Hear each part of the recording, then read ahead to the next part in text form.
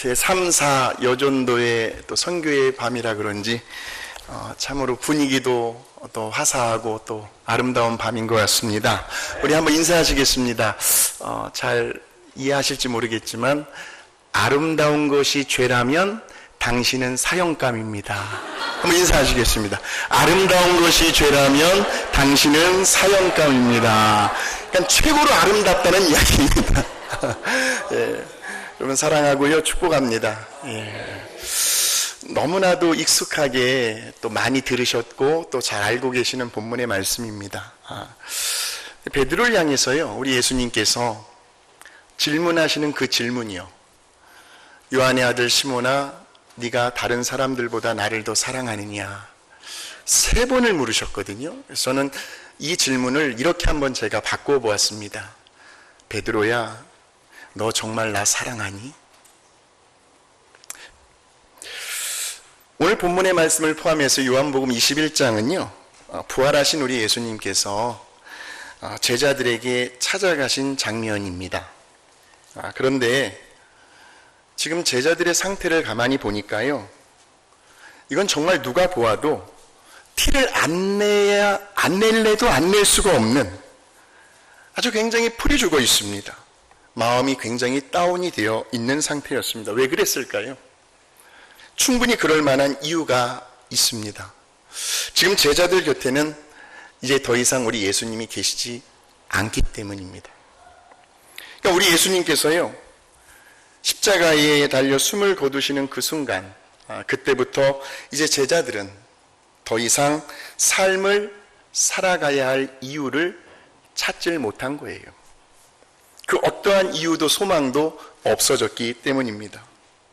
그동안 그렇게도 3년 6개월이라는 시간을 우리 예수님과 함께 다니면서 성경에는 뭐라고 나오냐면 그들의 생계수단, 어부로서의 생계수단인 배와 그물을 다 버리고 예수님을 쫓았다라고 나와 있습니다. 그러니까 남은 인생을 우리 예수님께 올인하겠다는 의지의 표현이었습니다.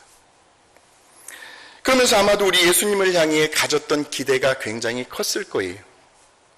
그런데 그러한 제자들의 기대와 꿈과 계획들이 우리 예수님의 그 십자가의 죽음 앞에서 한순간에 물거품이 되어버립니다. 그러니 제자들은 어떻게 하겠습니까? 어쩔 수 없이 그들은 다시 그들의 본연의 직업으로 돌아갈 수밖에 없었는데, 왜냐하면 그들도 이제 먹고 살아야 하니까요. 그런데 한번 안 좋은 일이 이렇게 생겨버리니까 엎친 데 겹친 격이라고 설상가상이라는 말이 있듯이 일이 하나도 제대로 풀리는 일이 없습니다. 요한복음 21장 3절에 보니까요, 그들의 본연의 직업으로 돌아갔는데 뭐라고 나오냐면 시몬 베드로가 나는 물고기 잡으러 가노라 하니 그들이 우리도 함께 가겠다 하고 나가서 배에 올랐으나 그날 밤에 아무것도 잡지 못하였다라고 나오죠. 그러니까 고기는요, 해질 무렵부터 이제 밤새도록 잡아야 할 그 시간입니다. 그러니까 밤새도록 죽으라고 고생만 하고 허탕만 쳤다는 거예요. 보세요, 이젠 우리 예수님도 안 계십니다. 그들이 무슨 생각을 했을까요? 여러분, 물고기 2마리 하면 뭐가 떠오르십니까? 오병이어죠. 예. 아마도 우리 예수님이 우리가 밤새도록 고기는 못 잡았지만 우리 예수님께서 곁에 계셨더라면 오병이어의 기적을 또 행해 주셔서 우리를 굶주리지 않게 해주셨을 테 하는 생각도 했을 겁니다. 예. 고기도 잘 잡혔는가? 그렇지 못했죠. 그럴 때에 부활하신 우리 예수님께서 제자들에게 찾아오신 거예요. 그리고는 제일 먼저 하신 일이 일단 고기부터 많이 잡게 해주십니다. 왜? 뭐라도 먹을 것이 있어야 하니까요. 그래야 밤새도록 지쳐있던 그 허기진 몸을 달래주실 수가 있는데, 그래서 요한복음 21장 4절에서 6절에 보니까요, 날이 새어갈 때에 예수께서 바닷가에 서셨으나 제자들이 예수이신 줄 알지 못하는지라 예수께서 이르시되 얘들아 너희에게 고기가 있느냐? 대답하되 없나이다. 이르시되 그물을 배 오른편에 던지라 그리하면 잡으리라 하시니 이에 던졌더니 물고기가 많아 그물을 들 수 없었더라 그랬습니다. 자, 이때 여기에서 물고기들이 몇 마리가 잡혔죠? 그렇죠. 21장 11절에 보니까 시몬 베드로가 올라가서 그물을 육지에 끌어올리니 가득히 찬 물고기가 153마리라 이같이 많으나 그물이 찢어지지 아니하였더라. 153마리요. 뭐가 떠오르십니까? 그렇죠. 아마들 저도 써봤고요. 지금도 또 쓰고 계시는 분들도 계실지 모르겠는데 바로 여기에 착안해서 모나미 볼펜이 1963년도에 5월 1일에 출시가 됩니다. 그 모나미 회사의 회장님께서 아마도 이 말씀에 착안하여 모나미라는 볼펜을 생산한 거죠. 이 모나미라는 말은 불어입니다. 그래서 이 나의 암이 친구라는 뜻이에요. 모나미, 나의 친구. 그러니까 베드로가 가장 힘이 들고 고통스러운 시기를 지나고 있을 때에 부활하신 우리 예수님께서 베드로에게 찾아오셔서 그의 친구가 되어 주셨습니다. 같이 한번 찬양해 보실까요? 내 진정 사모하는 친구가 되시는 구주 예수님은 아름다워라. 산 밑에 백합하여 빛나는 새벽별 주님 영원할 길 아주 없도다.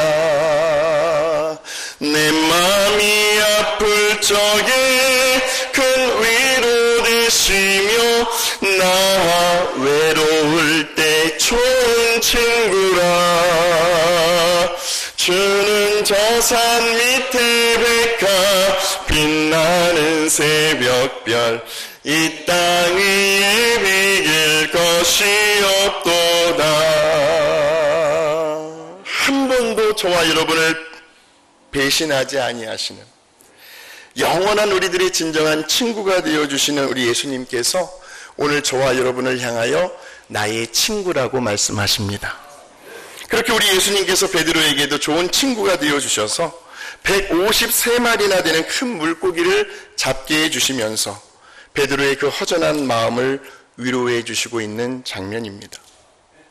그리고는 이제 그 잡은 물고기를 가지고 우리 예수님께서 제자들과 함께 아침 조반을 드십니다. 그 장면이 12절에 나오는데요. 예수께서 이르시되 와서 조반을 먹으라 하시니 제자들이 주님이신 줄 아는 고로 당신이 누구냐 감히 묻는 자가 없더라. 식사하는 분위기가 좀 싸합니다. 보통은 식사를 하면서 서로 눈과 눈을 마주치면서 교제를 나누어야 하는데 예수님과 아침 조반을 하면서도 감히 고개를 들고 예수님께 말하는 자가 없다는 거예요. 그도 그럴만 하겠죠. 무슨 염치로요? 모두가 다 우리 예수님을 모른다고 부인하면서 예수님 곁을 다 떠나갔던 제자들이잖아요. 그러니 이제 와서 무슨 낯짝으로 버젓이 고개를 들고요. 예수님과 눈을 마주치며 식사를 할 수가 있겠습니까? 저 같아도 자신이 없을 텐데. 적어도 양심이 있는 제자들이라면 어떻게 주님 앞에서 얼굴을 버젓이 들고 함께 식사를 할 수 있을까? 감히 누구 하나 예수님께 말 붙일 용기도 염두도 나지 않았던 겁니다. 그렇게 이제 서로들 예수님의 눈치를 보는 가운데 어느새 조반 식사가 다 끝났습니다. 그러자 그때에 우리 예수님께서 드디어 그 제자들 중에 유독 시몬 베드로에게 질문을 던지십니다. 요한의 아들 시몬아, 네가 이 사람들보다 나를 더 사랑하느냐? 저는 베드로의 그 모습을 묵상해 보았습니다. 지금 이 질문을 받고 있는 베드로의 그 모습이요. 여러분도 한번 상상해 보십시오. 우리 예수님을 바라보는, 분명히 예수님께서 질문을 던지셨을 때 베드로가 예수님을 바라보았을 텐데 그 베드로의 표정은 어떠했을까요? 이제 더 이상 베드로는 경솔하게 행동할 수가 없었습니다. 여러분이 잘 아시는 것처럼 혹시 예전에 베드로의 행동이 기억나십니까? 베드로야, 네가 닭이 울기 전에 3번 나 부인할 거야. 네? 예수님, 제가 잘못 들은 건 아니죠? 다시 한번 말씀해 주세요. 베드로야, 새벽 닭이 울기 전 네가 3번 나를 부인하게 될 거야. 아니, 무슨 말씀을 그렇게 서운하게 하세요? 그래도 12명의 제자들 중에 제가 수석 제자인데, 명색이. 제가 주님을 모른다고 부인할 거라고요? 아이고, 주님! 저를 그 정도밖에 안 보셨어요? 정말 섭섭하네요. 저를 어떻게 보시고요? 글쎄요. 하면서 베드로가 다른 제자들하고 비교를 합니다. 다른 제자들은 설령 주님 곁을 다 떠나간다 할지라도, 자기만큼은 제 목에 칼이 들어온다 할지라도 저는 절대로 주님 곁을 떠나지 않겠습니다. 이렇게 큰 소리 쳤던 베드로였잖아요. 그러니 아마도 이런 우리 예수님의 질문 앞에서 모르긴 몰라도 순간 베드로는 굉장히 민망해했을 겁니다. 요한의 아들 시몬아, 네가 이 사람들보다 나를 더 사랑하느냐? 여러분, 오늘 이 예수님의 질문이 베드로에게 뿐만이 아니라 이 시간 저와 여러분에게 던지시는 질문이라고 한다면, 저와 여러분은 정말 진심을 담아서 뭐라고 대답을 하시겠습니까? 정말 아까 우리 성가대가 아니죠. 우리 3사 여성교회 우리 찬양 너무나 영감 있는, 제 설교와 꼭 맞는 찬양을 해주셔서 너무나 감사한데, 요한의 아들 시몬아, 네가 다른 사람들보다 나를 더 사랑하느냐? 이 질문이 담긴 찬양이 있습니다. 아시면 같이 한번 불러보시면 좋겠습니다. 요한의 아들 시몬아, 네가 다른 사람들보다 나를 더 사랑하느냐? 하고 주님이 물으셨네. 내게 오는 많은 양 때 내게 맡겨둘 테니 사랑하는 내 친구요, 많은 양 떼를 부탁한다. 그때 나는 주께 대답했네. 내가 주를 사랑하는지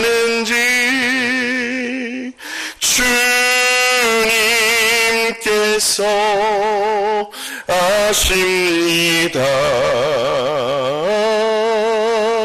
주님께서 내 마음 아시리.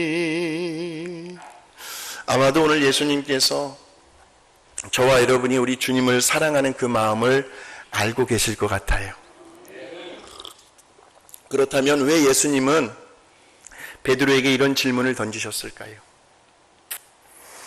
지금 우리 예수님의 마음 속에는요, 뭔가 앞으로 베드로에 대한 어떤 기대, 어떤 청사진을 가지고 있습니다. 우리가 이미 잘 아시는 것처럼 이제 요한복음이 끝나면 이제 사도행전으로 넘어갈 텐데요. 얼마 안 있으면 베드로는 초대 예루살렘 교회의 영적인 수장, 영적인 리더, 지도자가 될 제목입니다. 그것을 우리 예수님은 미리 보고 계셨던 거죠. 그런데 우리 예수님께서 베드로를 보실 때 지금 베드로의 이 상태로는 어림도 없거든요. 자격 미달입니다. 그릇이 되어야 우리 하나님이 쓰실 텐데 너무나 위축되어 있습니다. 뭔가 모르게 어떤 상심과 시리에 빠져 있습니다. 마음이 눌려 있어요. 자신감이 사라졌습니다. 주는 그리스도시요 살아계신 하나님의 아들이시나이다. 그런 자신감이 다 온데간데 없어져 버렸어요. 무엇보다도 예수님을 부인했던, 주님 곁을 떠나갔던 자신의 그 비겁한 모습이 도저히 용납이 되질 않았습니다. 죄책감에 시달리고 있었던 거예요. 바로 이 문제를 예수님은 먼저 해결해 주셔야 했는데, 그 처방전으로 베드로가 다시 한번 우리 주님을 향한 그 사랑의 열정이 불릴 듯 일어날 수 있도록, 우리 주님을 향한 그 사랑의 순수함, 어떠한 어떠한 이유와 조건이 없는 그 순수함을 회복시켜 주시고 싶었던 겁니다. 그러니까 지금 우리 예수님께서요, 베드로에게 질문하시는, 베드로야, 너 정말 나 사랑하니? 그런데 이때 우리 예수님께서 질문하시는 이 사랑은요, 그저 말로 표현되어지는 사랑 그 이상이었습니다. 그냥 그저 단순히 네 주님, 제 마음 아시잖아요. 제가 우리 주님을 얼마나 사랑하는지, 이렇게 가볍게 말할 수 있는 질문이 아니었다는 거예요. 저는 그래서 지금 베드로에게 이렇게 질문하고 계시는 우리 예수님의 그 마음을, 우리 예수님의 그 심정을 한번 헤아려 보았습니다. 한번 묵상해 보았어요. 도대체 어떤 마음으로, 어떤 심정으로 베드로에게 이런 질문을 하셨을까? 한번 잘 들어보실래요? 베드로야, 너 지금 이것저것 다 생각하지 마라. 그렇게 지나간 일 가지고 너무 얽매여 있을 필요도 없다. 사람은 말이야, 누구든지 넘어질 수 있고 실수할 수 있다. 털어서 먼지 안 나는 사람이 여기 나 말고 또 어디에 있겠니? 그러니까 예수님을 말하는 거죠. 이 세상에 흠이 없고 100% 완전한 사람, 완벽한 사람 그 어디에도 없다. 그러니 내 자신을 너무 자책하지 않았으면 좋겠는데, 너 진심으로 회개하고 있잖니? 너 진심으로 뉘우치고 있잖니? 너는 비록 눈치채지 못했을지 몰라도 나는 새벽닭이 울 때에 네가 뉘우치고 가슴을 치며 통곡하며 그렇게 서럽게 흘렸던 그 눈물을 나는 보았다. 내가 괜찮다는데, 그러니 너도 좀 자유해지고 너의 마음이 좀 편안해졌으면 좋겠구나. 그런데 베드로야, 단 하나,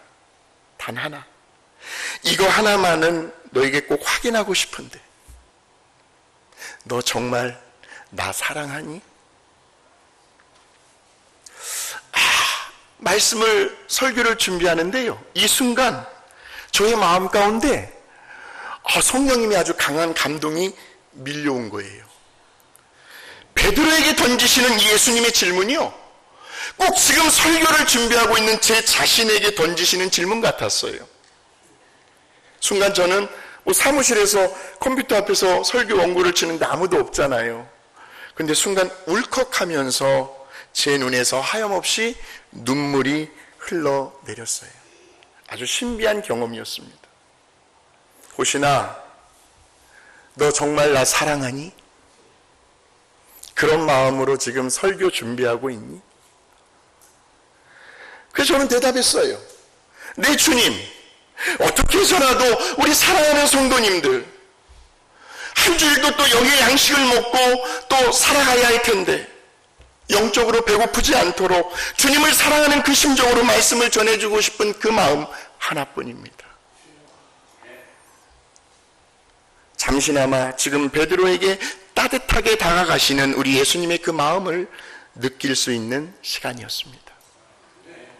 오늘 우리 예수님께서 저와 여러분을 향해서요, 베드로에게 던지셨던 이와 똑같은 질문을 하신다면 우리는 과연 뭐라고 대답을 할 수 있을까요? 네 주님, 정말 주님을 사랑합니다. 과연 이런 대답이 정말 쉽게 흘러나올 수 있을까요?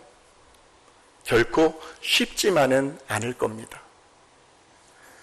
제가 찾아보았어요. 그 쉽지 않은 이유를. 요한복음 14장에 나오더라고요. 요한복음 14장 23절 24절에 보니까요, 제가 읽어드리겠습니다. 예수께서 대답하여 이르시되 사람이 나를 사랑하면 내 말을 지키리니 내 아버지께서 그를 사랑하실 것이요 우리가 그에게 가서 거처를 그와 함께 하리라. 나를 사랑하지 아니하는 자는 내 말을 지키지 아니하리니 너희가 듣는 말은 내 말이 아니요 나를 보내신 아버지의 말씀. 여기에 보니까 예수님을 사랑한다는 그 사랑과 말씀을 지켜야 한다는 말씀이 같이 가더라고요. 그러니까 이 말씀은 저와 여러분이 우리 예수님의 말씀대로, 즉 말씀을 적용하고 실천하며 또 그 말씀 앞에서 순종하고 있는 바로 그 순간만이 우리들이 진정 예수님을 사랑하고 있다는 증거라는 말이죠. 다시 말하면 우리 예수님의 말씀을 지킬 때에만 예수님을 향한 저와 여러분의 그 사랑의 고백을 주님은 인정해 주시겠다는 겁니다.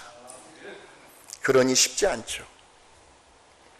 그래서 사랑은 언제나 동사인 것 같습니다. 움직이는 동사인 것 같아요. 사랑은 말로 표현하는 것만으로는 온전한 사랑이 아니라는 거죠.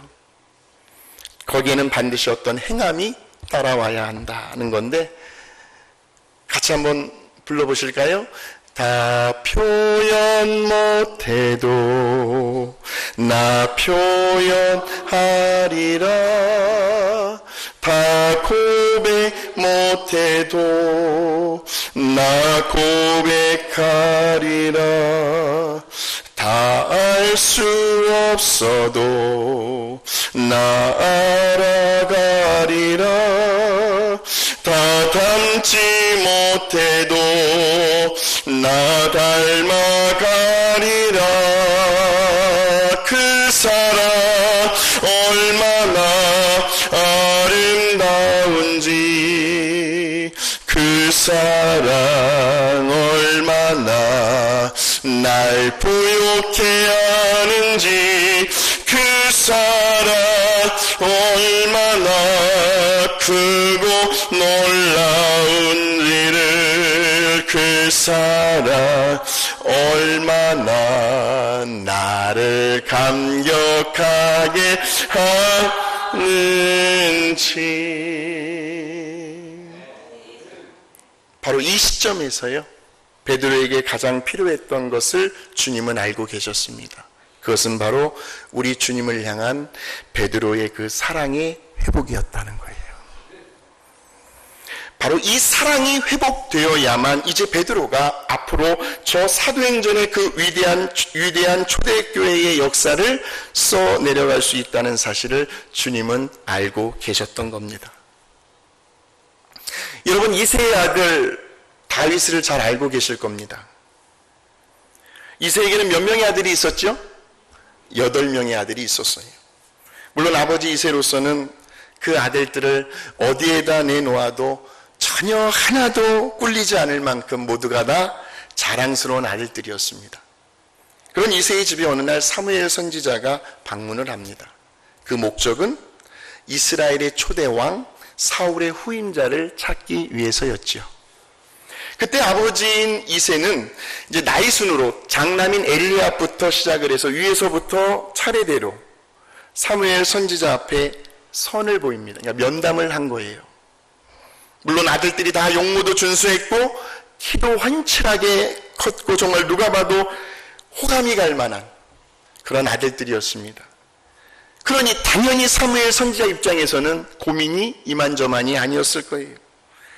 아주 굉장히 아들들을 보면서 흡족해했습니다.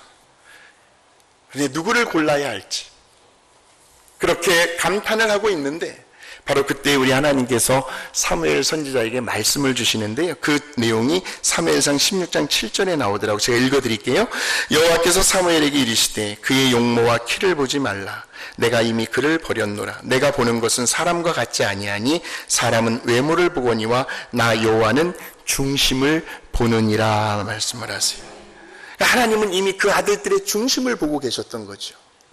그러면서 10절 이하에 보니까 이새가 그의 아들 7을 다 사무엘 앞으로 지나가게 하나 사무엘이 이새에게 이르되 여호와께서 이들을 택하지 아니하셨느니라. 사무엘이 이새에게 이르되 네 아들들이 다 여기 있느냐. 이새가 이르되 아직 막내가 남았는데 그는 양을 지키나이다. 사무엘이 이새에게 이르되 사람을 보내어 그를 데려오라. 그가 여기 오기까지는 우리가 식사 자리에 앉지 아니하겠노라. 그러니까 오면 밥을 먹겠다는 거예요. 이에 사람을 보내어 그를 데려오매 그의 빛이 붉고 눈이 빼어나고 얼굴이 아름답더라. 여호와께서 이르시되 이가 크니 일어나 기름을 부으라 하시는지라. 사무엘이 기름 뿔병을 가져다가 그의 형제 중에서 그에게 부었더니 이날 이후로 다윗이 여호와의 영에게 크게 감동되니라. 사무엘이 떠나서 라마로 가니라 라고 나옵니다. 자, 그렇다면 이처럼 사람의 마음을요, 그 중심을 보고 계시는 하나님께서 왜 하필이면 그것도 제일 막내인 다윗을 사울왕의 후임자로 지목을 하셨을까요? 또 아버지인 이새는 왜 하필이면 그 많은 아들들 중에서 왜 다윗에게 그 아버지의 양떼들을 맡기셨을까요? 답은 하나입니다. 다윗의 성품 때문이었어요. 다윗은 양을 칠 때에요, 자기의 몸을 사리질 않았습니다. 그러니까 어떻게 보면 사실 다윗은 자기의 생명과 안전보다는 아버지께서 맡겨주신 그 양 한 마리의 생명과 안전을 더 귀하고 소중하게 여겼어요. 그 증거가 어디서 나타나냐면, 어느 날 갑자기 이 사자, 이 곰 같은 맹수가 나타나서 양을 물어갑니다. 그러면 다윗은요, 에이 뭐 이 많은 양떼들 중에서 한 마리쯤 없어진들 뭐 아버지가 알겠어? 그냥 보내면 되잖아요. 그런데 다윗은 그렇게 하지 아니하고 죽게 아니면 살기로 끝까지 맹수를 추격합니다. 그리고는 어디서 그런 힘이 나오는지 그 맹수들의 입을 쫙 벌려가지고요, 어떻게 해서든 그 양 한 마리를 구해옵니다. 근데 그 열정, 그 열심, 그 성실함을 누구도 몰라요. 아버지도 그의 형제들도 뭘 봤어야 알죠. 그러나 그 매 순간순간마다 누구는 보고 계셨을까요? 하나님은 보고 계셨죠. 저는 이러한 다윗의 모습을 묵상하면서요, 과연 다윗의 저런 용기와 담대함은 어디에서 나오는 것일까 하는 질문을 던져보았습니다. 그것은 바로 양들 한 마리 한 마리를 향한 다윗의 그 사랑 때문이 아니었는가. 양들을 사랑하니까 자기의 생명과 안전은 뒷전이 되더라는 거죠. 이제 휴가철이 다가옵니다. 이제 또 계곡으로 가족들끼리 또 피서를 가는 총무님들도 계실 텐데, 계곡물에 떠내려가는 그 자식을 바라보면서 세상에 어떤 부모가 머릿속에 계산을 하고 그렇게 가만히 있을 부모가 어디 있겠어요? 그냥 하면서 그냥 아버지가 그냥 계곡물에 첨벙 뛰어들죠. 왜 그래요? 자식을 사랑하니까. 그 요한일서 4장 18절에 보니까 이런 말이 있더라고요. 사랑 안에 두려움이 없고 온전한 사랑이 두려움을 내쫓나니 그랬어요. 그러니 이런 심성을 가진 다윗에게 아버지인 이새가 믿고 뭘 못 맡기겠습니까? 무엇이든지 다윗에게 맡기기만 하면 보증수표가 되는 거죠. 그 다음부터는 근심하고 걱정하고 염려할 필요가 없게 된 거예요. 마찬가지로 한 영혼을 천하보다도 귀하게 여기시는 우리 하나님은 아무에게나요, 우리 예수님의 목숨과도 바꾼 그 하나님의 양들을 아무에게나 맡기지를 않습니다. 물론 우리 하나님은 그 누구도, 그 어떤 교회도 차별하시진 않아요. 이 땅에 주님의 핏값으로 세워진 주님의 몸된 교회들이 모두가 다 평안하고 건강하게 부흥하고 성장하기를 하나님은 원하십니다. 그런데 한번 이렇게 생각을 해보실까요? 하나님께서요, 우리 이렇게 선함교회에 많은 양들을 보내주고 싶어 하십니다. 그래서 보내주었어요. 그랬더니 그런데 그 양이 얼마 못 가서 시험에 드네요. 얼마 못 가서 상처를 받네요. 그리고는 하나님을 등지고 교회를 떠나네요. 교회에 대한 부정적인 이미지가 강하게 박혀서 이제 남은 평생 교회하고는 등을 등진 채로 살아가네요. 새가족으로 등록을 해서 정착하는 그 숫자보다 오히려 교회를 떠나가는 성도들이 더 많아진다면 정말 있어서는 안 되겠죠? 그래서 마태복음 18장 12절 14절에 보니까 너희 생각엔 어떠하냐? 만일 어떤 사람이 양 100마리가 있는데 그 중에 하나가 길을 잃었으면 그 99마리를 산에 두고 와서 길 잃은 양을 찾지 않겠느냐? 진실로 너희에게 이르노니 만일 찾으면 길을 잃지 아니한 99마리보다 이것을 더 기뻐하리라. 이와 같이 이 작은 자 중에 하나라도 잃는 것은 하늘에 계신 너희 아버지의 뜻이 아니니라 하시면서 그 한 영혼에 대한 소중함을 주님은 강조하십니다. 그래서 우리 하나님은 지금도 그 수많은 교회들, 그 수많은 목회자들, 그 수많은 성도들을 지켜보고 계시면서 과연 내가 누구에게 내 양들을 맡겨야 그 양들이 좋은 꼴을 먹을 수 있을꼬. 또한 그 양들이 푸른 초장 쉴만한 물가에서 양들이 배가 부르면 들어 누워요. 예. 평안하게 행복하게 기쁘게 즐겁게 신앙생활을 할 수 있을까 하시며 애타게 찾고 계신다는 거예요. 그러니까 이러한 우리 하나님의 마음에 들 수 있는 길은 오직 하나밖에 없는 거죠. 그게 뭐예요? 사랑입니다. 이 사랑의 그릇을 얼마나 더 크고 얼마나 더 넓게 얼마나 더 깊게 준비해 가느냐에 따라서, 다시 말하면 저와 여러분 안에 사랑만 회복이 되면 된다는 거죠. 우리의 가정 안에, 우리의 교회라는 공동체 안에, 우리가 몸담고 일하는 직장 안에, 우리가 운영하는 사업장 안에, 또한 서로의 인간관계 속에서요, 심지어는 예배와 친교와 구제와 전도와 선교의 열매들까지도 바로 이 사랑만 회복이 된다면 나머지 문제들은 저절로 순리대로 우리 하나님께서 일일이 다 알아서 책임져 주실 거라는 말씀입니다. 사랑만 회복되면 돼요. 오늘 이 밤에 우리 제3사 여성교회뿐만이 아니라 말씀을 전하는 저부터도 이 자리에 계신 여러분 모두가 이 사랑이 회복되시기를 주의 이름으로 축원합니다. 너 정말 나 사랑하니? 너 정말 나 사랑하니?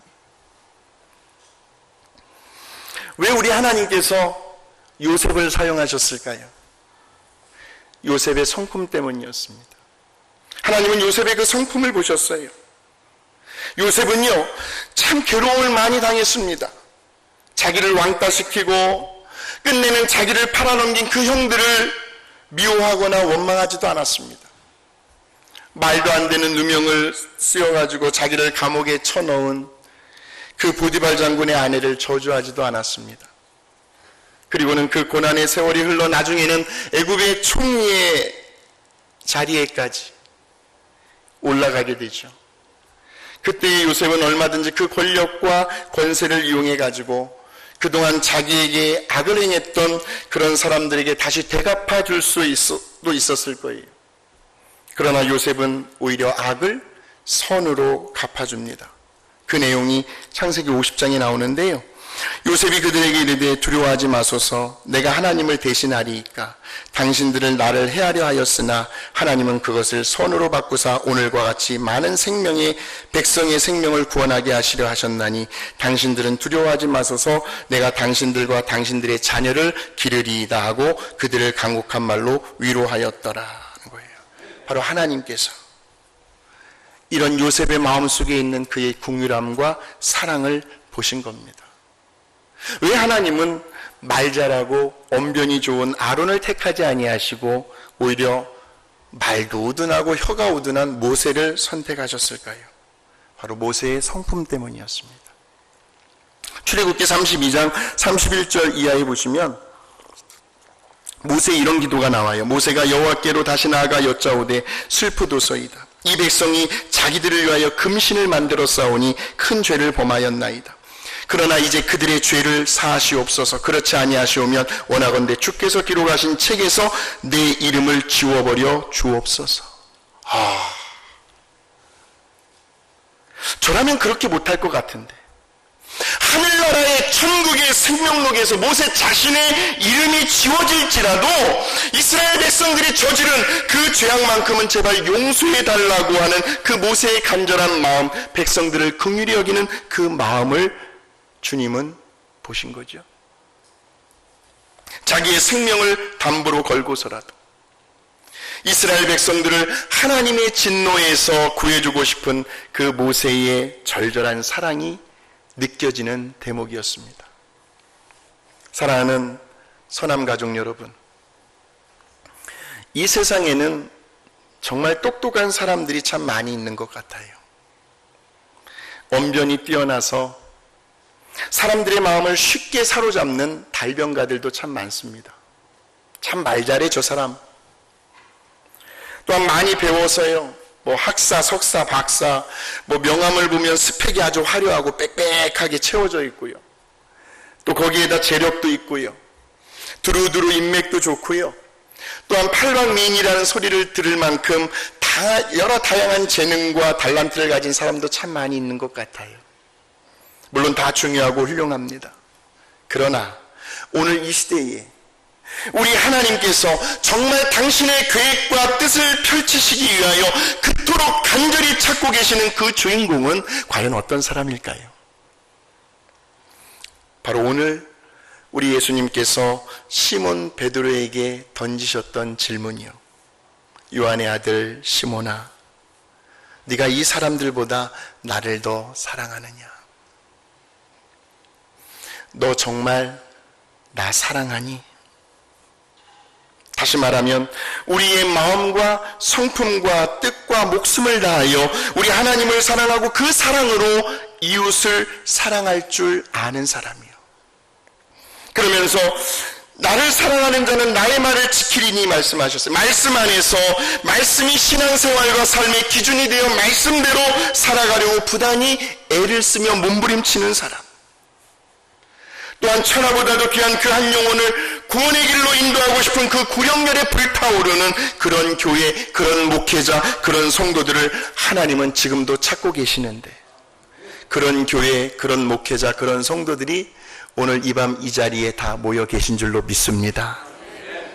그래서 이제 우리 하나님께서요, 이제 판단해 보실 때, 그래, 이제 내가 내 양들을 맡겨도 되겠다 하실 때, 하나님은 언제라도 지역과 거리를 초월하여 그런 교회에 하나님의 수많은 양들을 구름대처럼 벌떼처럼 그렇게 보내주실 것입니다.